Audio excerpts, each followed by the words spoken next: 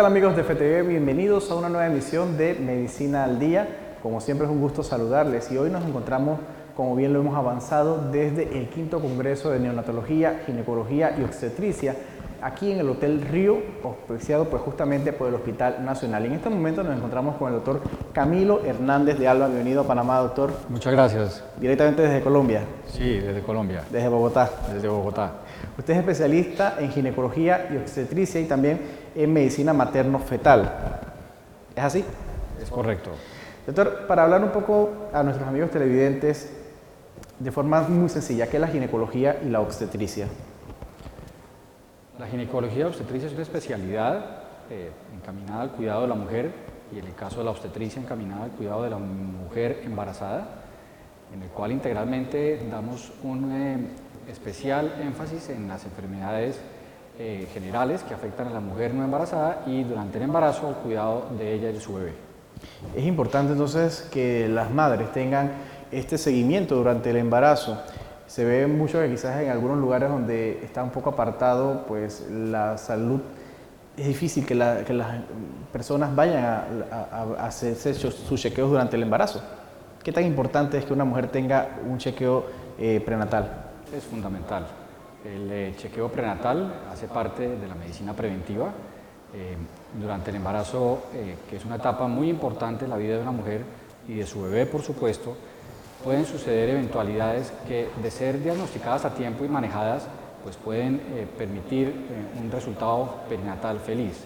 Lo que buscamos con el control prenatal es poderle proveer a la mamá y a su bebé todos los recursos de que la salud dispone para poder garantizarle un embarazo tranquilo y un parto a feliz término con un bebé sano y una mamá sana. Recuerden ustedes que durante el embarazo, los que cuidamos a las mamás embarazadas tenemos una doble responsabilidad, que es la responsabilidad de cuidar a la madre y de cuidar al bebé. Tenemos dos pacientes, somos la única especialidad en que los médicos manejamos dos pacientes al mismo tiempo. De tal forma que es supremamente importante que la mujer acuda en forma preconcepcional, quiero hacer énfasis en esto, a buscar su embarazo. Es decir, es importante que la mujer cuando decida con su pareja buscar bebé, lo haga, acuda a su médico desde antes para hacerse una serie de chequeos y de controles y poder establecer cómo está su salud y cuáles son sus factores de riesgo a la hora de embarcarse en un embarazo. ¿Y qué determina que un embarazo sea, por ejemplo, de alto riesgo, ahora que menciona esta parte? Hay múltiples variables que influyen y las variables pueden ser tanto de la madre como del bebé. Tal vez la que más frecuentemente nos encontramos hoy en día, teniendo en cuenta que las mujeres han postergado su maternidad después de un desarrollo profesional y de muchos otros parámetros, pues es la edad de la madre, ¿no? A mayor edad de la mamá, sin duda existen mayores riesgos para ella y para su bebé. Existen otras condiciones para la madre que puede ella previamente tener antes de buscar su bebé, como son una diabetes, una hipertensión, una enfermedad autoinmune como un lupus, que la hace una paciente potencialmente de alto riesgo. Y desde el punto de vista de su bebé, pues existen situaciones que son de alto riesgo y que generan impacto importante, por ejemplo, los embarazos múltiples. Wow. Los embarazos múltiples son claramente embarazos de alto riesgo que conllevan una serie de circunstancias especiales y que ameritan de un especialista que esté familiarizado con el manejo de este tipo de embarazos. Otras circunstancias como las malformaciones fetales, sin duda alguna son un reto para quien los maneja y que deben ser manejadas por una persona que tenga la suficiente experiencia. Saco dos preguntas de lo que usted nos acaba de mencionar y la primera va encaminada a cuál es la edad ideal para que una mujer decida ser madre, porque quizás los extremos son de alto riesgo.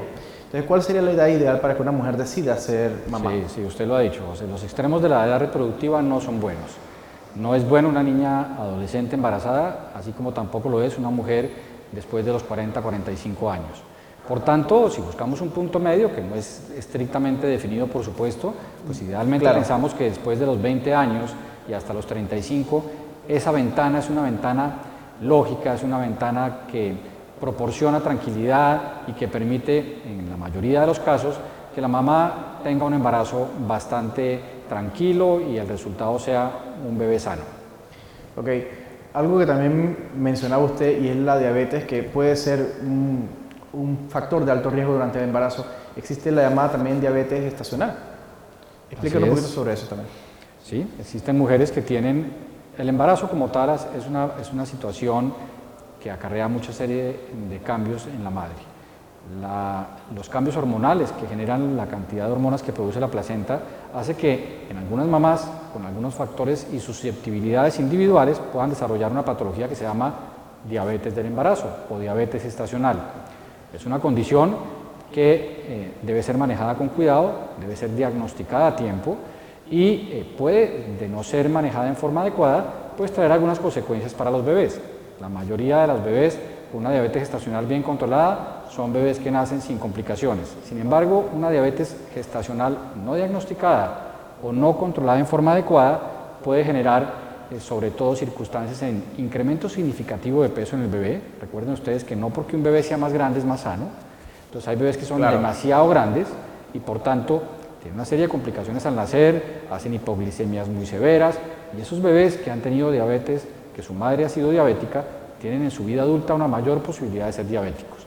De tal forma que la diabetes gestacional es una de las complicaciones que hace que el embarazo se convierta en un embarazo de alto riesgo y que requiera de una serie de cuidados especiales.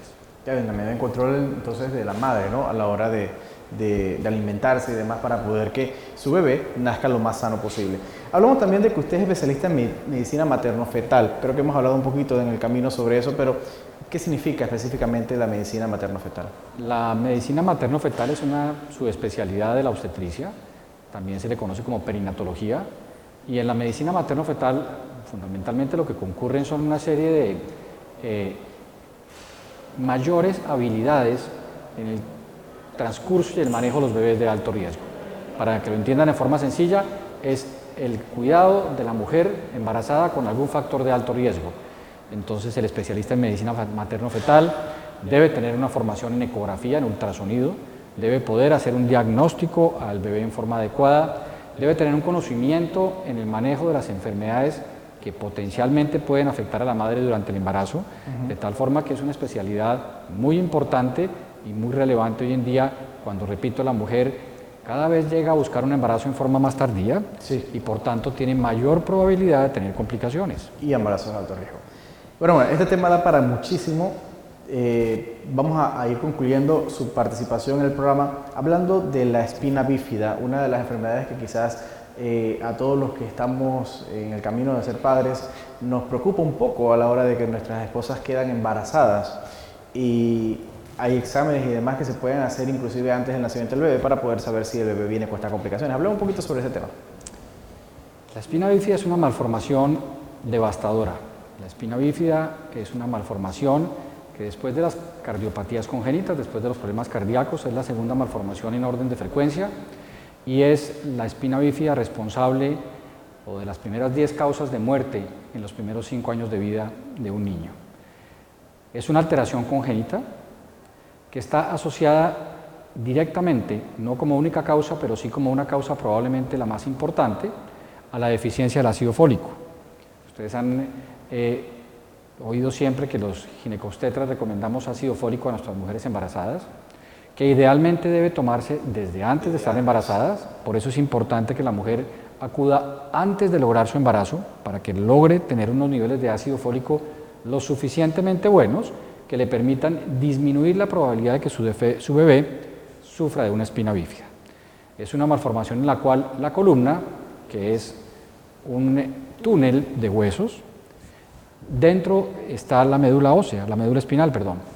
Esta médula espinal es como unos cables que van dentro de la médula y que en la medida que van descendiendo desde el cerebro hasta el sacro, esos cablecitos van mandando nervios para cada órgano o para cada extremidad. Resulta que en la espina bífida una de las vértebras no se cerró, o varias vértebras, y estos nervios que estaban dentro de la médula, que corrían como un tren, se salen de la médula por el defecto. Y esto conlleva unas consecuencias muy importantes para el bebé o para el feto que lo sufre, y es que su cerebro comienza a dilatarse, hay hidrocefalia, sus esfínteres, por el daño nervioso, se dañan y entonces el bebé nacerá con incontinencia de esfínteres y dependiendo de la lesión, de la severidad, de la localización y del tamaño, estos bebés pueden nacer paralíticos. De tal forma que es una enfermedad, como dije inicialmente, devastadora, porque tiene un impacto enorme, no solamente para el individuo que la sufre, sino para su familia que lo acompaña, que genera una serie de gastos económicos enormes en forma adicional y que hace que el individuo que la sufra, porque no es una malformación letal, es decir, el niño que nace con espina bífida puede vivir, pero su calidad de vida es dramáticamente mala, es realmente muy mala. Entonces, la espina bífida puede ser prevenida en cierta forma con el ácido fólico, no es la única causa, pero es diagnosticable y es tratable intraútero con resultados bastante buenos. ¿Desde qué mes se puede saber en el embarazo más o menos la espina Esto bífida? depende, por supuesto, de la calidad de la ecografía, del ultrasonido que se haga y de la persona que tan experta sea en ello. Uno puede comenzar a sospechar tan temprano como en las 12 semanas si un bebé tiene espina bífida y puede diagnosticarlo con certeza después del 4.º mes. Bueno, es interesante y yo sé que nuestros amigos televidentes quisieran tener más tiempo con ustedes para poder conversar, pero vamos a ceder la cámara, doctor, para que les dé algunas recomendaciones finales a todos los amigos televidentes que están en este camino de ser padres y que tengan pues algunas recomendaciones suyas. Claro. Les dije al final que hoy en día es una entidad tratable y sí, con un diagnóstico temprano y si los bebés que están dentro de su mamá, es decir, los fetos, tienen una espina bífida, pueden ser candidatos a ser operados dentro del útero. Hoy en día en diferentes centros a nivel del mundo y ahora en Colombia tenemos la posibilidad de poder ofrecerles a estos bebés una segunda oportunidad y es la posibilidad de reparar ese defecto que les mencioné dentro de la mamá a través de unas técnicas especiales poco invasivas. Logramos cerrar el defecto y disminuir las secuelas.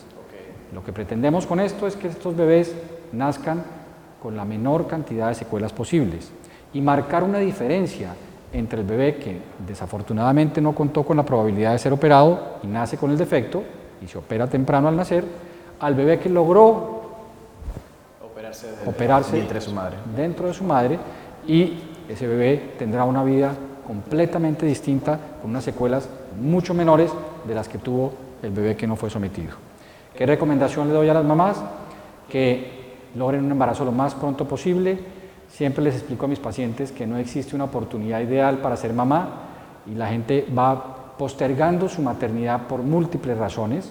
Hoy en día las mamás cada vez más llegan a ser mamás en estados más avanzados de edad y lo que quiero transmitirles a los espectadores, a las televidentes que me están viendo, es que logren un embarazo lo más pronto posible, que no se detengan a pensarlo demasiado, porque no es lo mismo, ni para la madre ni para su bebé, un embarazo en edades tempranas, en mujeres jóvenes, que en mujeres cuando ya estén terminando o acercándose al final de su vida reproductiva. Y lo otro es que sin lugar a dudas no menosprecien la etapa del embarazo, deben tener un control prenatal estricto, adecuado, cuidarse en su salud, comer bien, tener una calidad de vida adecuada, porque son los únicos 9 meses en los cuales la mamá puede intervenir directamente sobre su bebé. Después ya es la crianza, pero esos 9 meses generan un impacto significativo en el desarrollo de la vida posterior del bebé.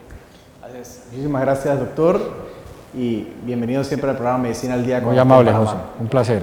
Así es, vamos a ir entonces a un cambio y al regreso conoceremos mucho más de lo que se vive aquí en este 5º Congreso de Neonatología, Ginecología y Obstetricia, aquí en el Hotel Río, gracias al Hospital Nacional. Vamos a un cambio y regresamos.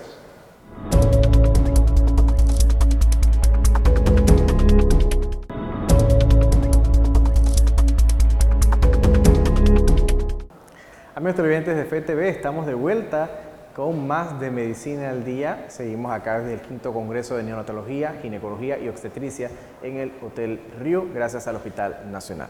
Y está con nosotros en esta oportunidad el doctor Ernesto Cruz Martínez. Bienvenido a Panamá, doctor. Muchas gracias. ¿Desde México nos visita? Desde México, de la Ciudad de México. ¿Y qué tal la experiencia en Panamá? Bueno, pues una ciudad muy cosmopolita, ¿verdad? Bastante agradable para mí el clima, benéfico para la salud también, de estar al nivel del mar, ¿verdad? Y se respira un ambiente muy agradable, tranquilo. Entre otras cosas, anoche salimos a caminar un poquito, una ciudad muy tranquila, muy segura, ¿verdad? Y eso creo que es muy importante. Qué bueno que la haya pasado bien en Panamá. Doctor, usted es especialista en ginecología y obstetricia y está en este congreso también hablando un poco sobre las cirugías radicales, histerectomía y también cirugías de control de daños. Coméntanos un poquito de qué trata esto, qué son esos tipos de cirugías.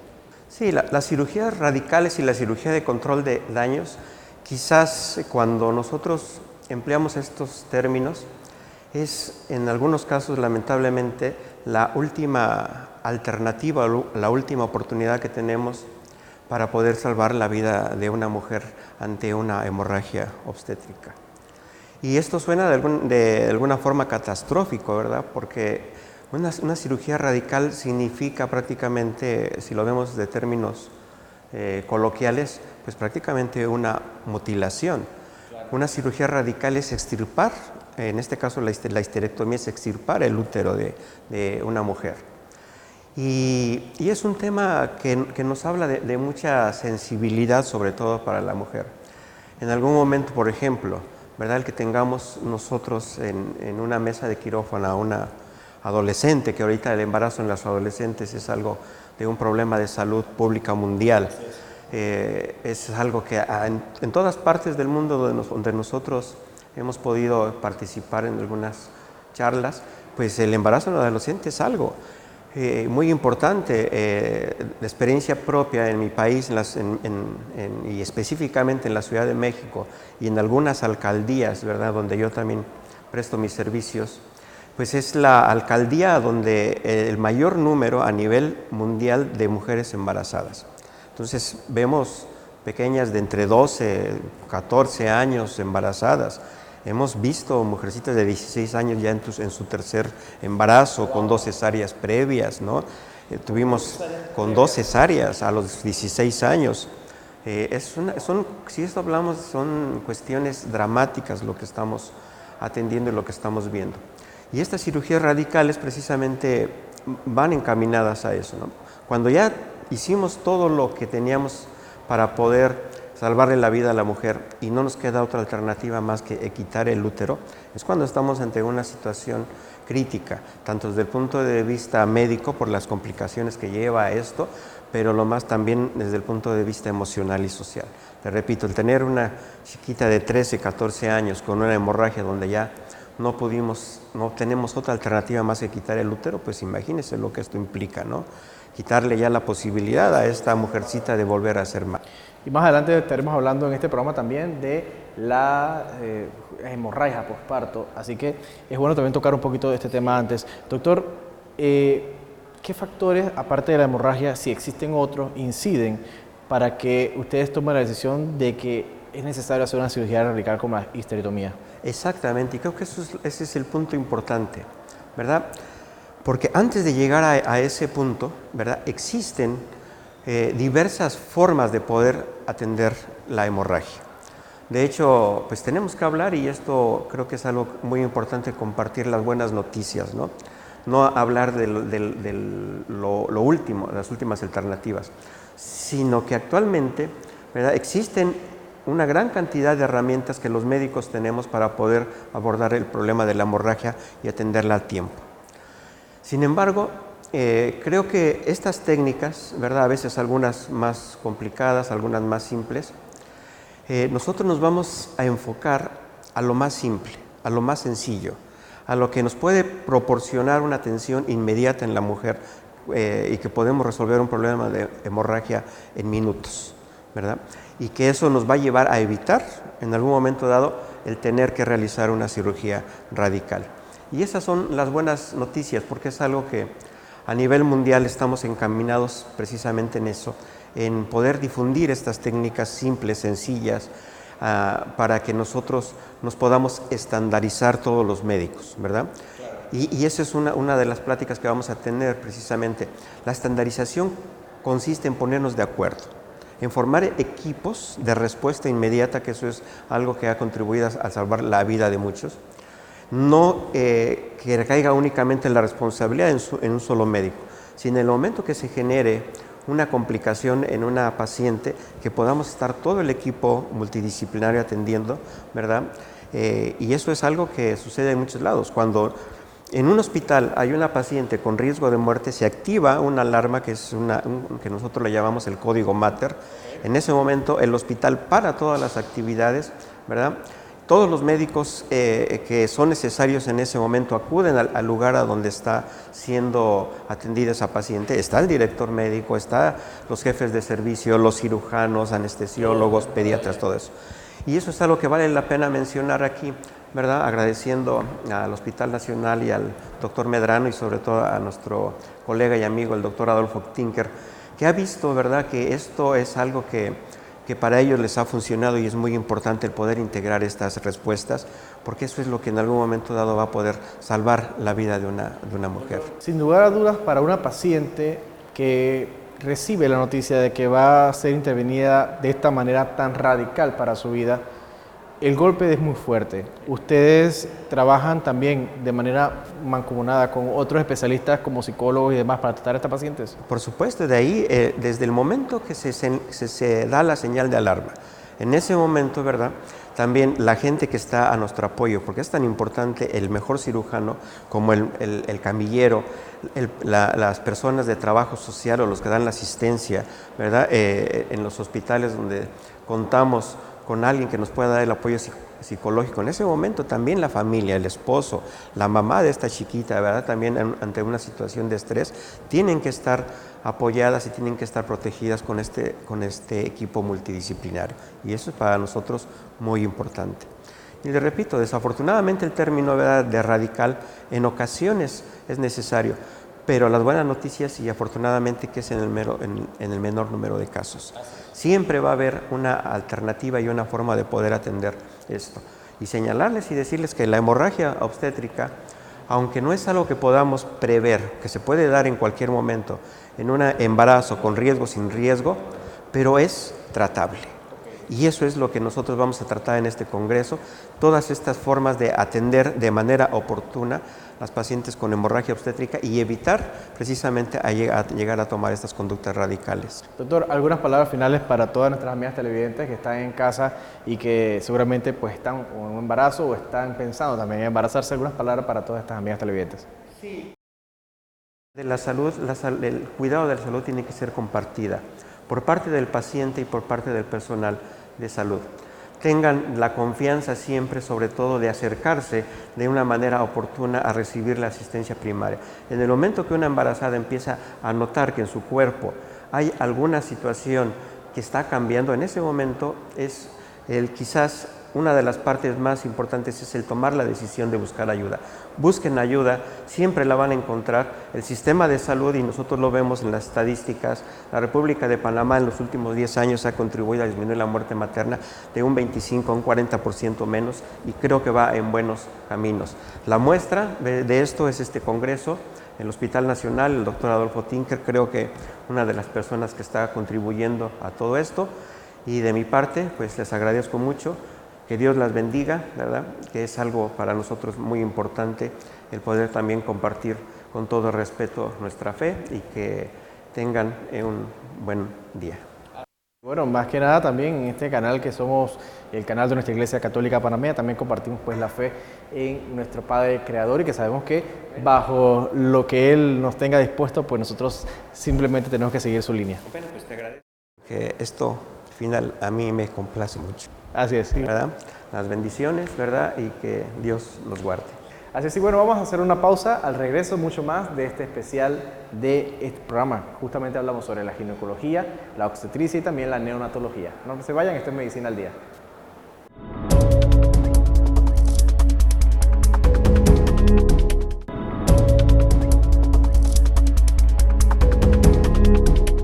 Y estamos de vuelta con más de esta emisión especial de Medicina al Día desde el 5º Congreso de Neonatología, Ginecología y Obstetricia del Hospital Nacional aquí en el Hotel Río en la ciudad de Panamá. Y está con nosotros el doctor Alejandro Posadas. Bienvenido a Panamá, doctor. Hola, mucho gusto, buen día. ¿Directamente desde México?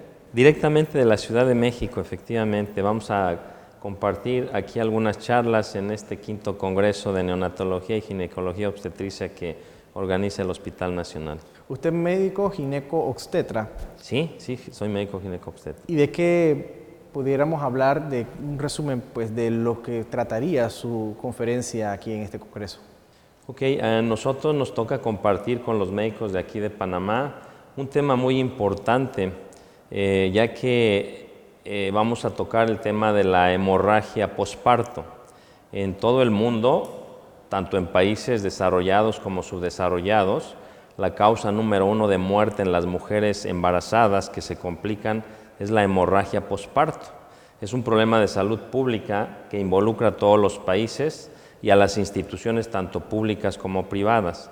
El problema de ello es que es una complicación que se puede presentar en cualquier mujer, aunque no padezca ninguna enfermedad, aunque su embarazo haya sido completamente normal, la hemorragia, aunque no sea de alto riesgo, puede ser un embarazo normal y una mujer sana y joven tiene el riesgo de un 60% de presentar alguna hemorragia posparto, de tal manera que el riesgo es en todas las mujeres embarazadas. Y si no se actúa con rapidez y con efectividad, la mujer embarazada sangra tan rápidamente que en cuestión de minutos puede perder la vida. Entonces, la idea de compartir con los médicos aquí de Panamá es la experiencia que nosotros hemos adquirido en México. Yo trabajo en un hospital, el Hospital de Ginecología y Obstetricia del Instituto Mexicano del Seguro Social. Nosotros tenemos 500 camas en este hospital, tenemos alrededor de 1,200 nacimientos al mes. O sea, el número de pacientes es muy alto. Es un hospital de concentración en donde nos refieren pacientes de todo el país. La experiencia que se adquiere en estos lugares con ese número de pacientes es muy importante y nosotros hemos establecido una serie de protocolos, de procedimientos para abordar con rapidez a estas pacientes, controlar la hemorragia lo más pronto posible y de esta manera mejorar el pronóstico de las pacientes y evitar que puedan morir. De hecho, durante muchos años de mi vida profesional me he dedicado a capacitar y a formar médicos. Hay una técnica que se llama técnica Posadas, yo soy autor de esa técnica, es una técnica muy sencilla y muy rápida que en un lapso de 4 minutos controlas una hemorragia de la origen o de la causa que sea.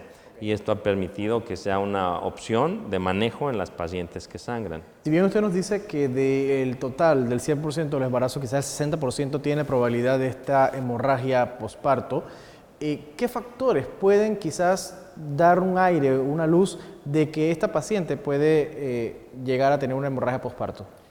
Dentro de los principales factores que involucran al otro 40% que sí podemos predecir, principalmente son las mujeres que han tenido más de 2 hijos, le llamamos multíparas, mujeres que han estado en trabajo de parto durante varias horas, mujeres que tienen problemas durante su embarazo asociados a anemia, mujeres que tienen bajos niveles de hemoglobina se han asociado con este tipo de problemas, o mujeres que en alguno de sus embarazos han presentado hemorragia. La probabilidad de que se repita en un siguiente embarazo es absolutamente elevada. Ok. ¿Y qué afectaciones? Bueno, para la madre pues puede llegar a ser hasta lo peor, puede ser la muerte, pero ¿tiene alguna afectación también para el bebé? No, generalmente cuando una mujer durante el embarazo llega a sangrar, que son menos comunes, habitualmente se puede relacionar con algún problema en la placenta, que se desprenda la placenta o que la placenta esté colocada en un lugar anormal, puede provocar algún sangrado y es una paciente que debe desembarazarse inmediatamente. Son los menos de los casos, esa sería la condición durante el embarazo que podría presentarse y si a esa paciente no se desembaraza con rapidez, puede perder la vida el bebé y la mamá también puede complicarse. Las hemorragias son en el posparto, asociadas a problemas con contractilidad del útero de la matriz y esto es lo que provoca sangrados excesivos que pueden poner en peligro la vida de la mamá. Si bien es cierto, usted nos comenta que no se puede quizás predecir que una paciente va a tener una hemorragia posparto, ¿se puede prevenir de alguna manera? No, porque es un evento que se presenta súbitamente en cualquier mujer. Las mujeres pueden tener un control prenatal todo el embarazo, pueden ser mujeres sanas, puede ser un embarazo normal o con cualquier complicación, sin embargo, la hemorragia se puede presentar durante el nacimiento o posterior al nacimiento, a pesar de haber estado todo dentro de lo normal. La principal causa de esta hemorragia es la atonía uterina. Esto significa que el útero o matriz, después de nacer el bebé, no tiene la capacidad de contraerse, de volverse a ser pequeño, y esa falta de contactilidad es lo que provoca el sangrado y no podemos saber o anticiparnos qué mujer puede presentar ese problema. Eso es lo que implica que sea impredecible que se pueda presentar esta complicación de la atonía uterina. ¿Hay alguna medición del tiempo después del parto a que suceda la hemorragia o no hay una medición? Se ha establecido en todo el mundo que el lapso de tiempo más importante en donde una mujer puede presentar este problema es dentro de las primeras 2 horas después del nacimiento de su bebé. Esa es la etapa más crítica en donde podría presentarte esta complicación. Después de las 2 horas, conforme va pasando el tiempo, va disminuyendo esa posibilidad, pero esto es prácticamente inmediatamente después del nacimiento o dentro de las primeras 2 horas después. ¿Pudiéramos explicar un poco sobre esta técnica que usted ha desarrollado, la técnica Posadas? Sí. ¿Qué consiste?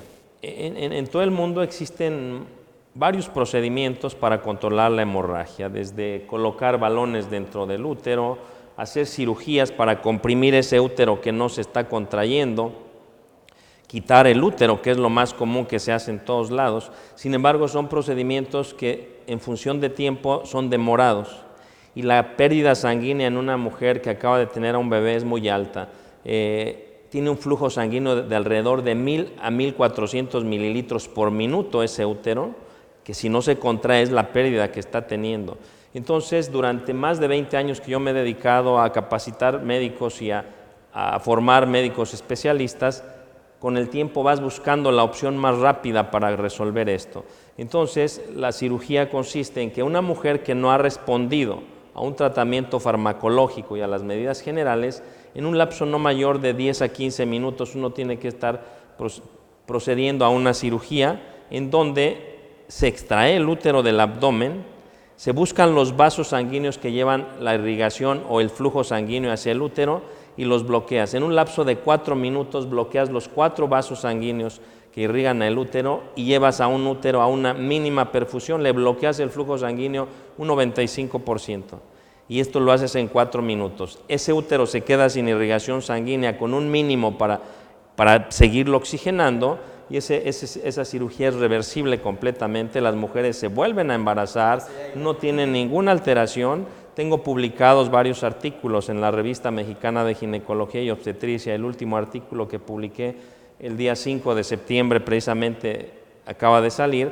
Reporté una casuística de 750 nacimientos que se manejaron con este manejo, con esta cirugía porque presentaron hemorragia, en donde el éxito es del 96% sin ninguna consecuencia y absolutamente reversible, lo cual es muy importante y es la experiencia que hemos podido adquirir durante varios años y ya que la hemorragia posparto es un problema grave en todo el mundo, es muy importante que compartamos esta experiencia para tener la habilidad y la rapidez para controlar ese problema con una medida muy, muy sencilla. En las charlas que vamos a presentar aquí en el Congreso se va a explicar cómo se hace y posteriormente vamos a tener un taller en donde con unos maniquís, unas pelvis y unos úteros de textiles vamos a enseñar paso a paso cómo se hace este procedimiento, cómo se ligan los vasos y en un lapso verdaderamente corto de tiempo, 4 minutos, tienes controlado el sangrado, le salvas la vida a una persona y su futuro es absolutamente normal, como si no hubiese sucedido. Qué interesante, doctor. La verdad que felicidades por también, solamente quien tiene pasión por lo que hace, logra ayudar a las personas de la manera que usted lo hace y también enseñarle a muchos otros personal médico que también pueda pues, seguir esta técnica que usted ha desarrollado. Sí, claro, cuando nosotros en el área médica logramos encontrar o descubrir algo que es útil para la atención de nuestros pacientes, es muy importante compartirlo en todos lados, en todos los foros y con todos los médicos, ya que está de por medio la vida de muchas mujeres, incluyendo las afectaciones a la familia y a la situación social en todo el mundo. Solamente para que no creemos alguna alarma entre la población, inclusive las mujeres que quizás van por primera vez a un embarazo, un parto, ¿es normal un sangrado después del parto? Es normal que haya un sangrado, pero hay un límite. Claro. Un sangrado, el cuerpo de la mujer embarazada se prepara durante el embarazo para tolerar un sangrado que se considera normal. En su cuerpo hay un volumen de sangre mayor al de una persona que no está embarazada, que tiene 2 funciones: nutrir al bebé llevarle oxígeno, llevarle nutrientes y prepararla para ese nacimiento del bebé, que va a haber una pérdida que se considera normal. También el cuerpo de una mujer embarazada tiene un estado de hipercoagulabilidad, es decir, sus factores de coagulación están más elevados para controlar ese sangrado de manera rápida, de forma natural. El problema es cuando ese útero no se contrae y el médico no tiene la opción o la habilidad de resolver con rapidez, podría haber un sangrado mayor. Entonces, la mujer que tiene una respuesta natural, su organismo de manera simple y natural controla ese sangrado porque el organismo está preparado para ello. El problema es en esa mujer que por alguna causa no se contrae el útero, el médico debe tener las herramientas y el conocimiento para actuar con rapidez, controlarlo y que el futuro de esta paciente sea completamente normal. Así es. Y bueno, le damos las gracias por estar con nosotros en Medicina al Día. Bienvenido siempre que venga a Panamá para estar aquí. Le dejamos las cámaras de nuestro programa para que usted también pues dé algunas palabras finales a todas nuestras amigas televidentes que están embarazadas o que están pensando pues, en tener algún bebé. Sí, claro, el embarazo es más maravillosas que el ser humano podemos vivir. Como médico y como padre he vivido esa experiencia.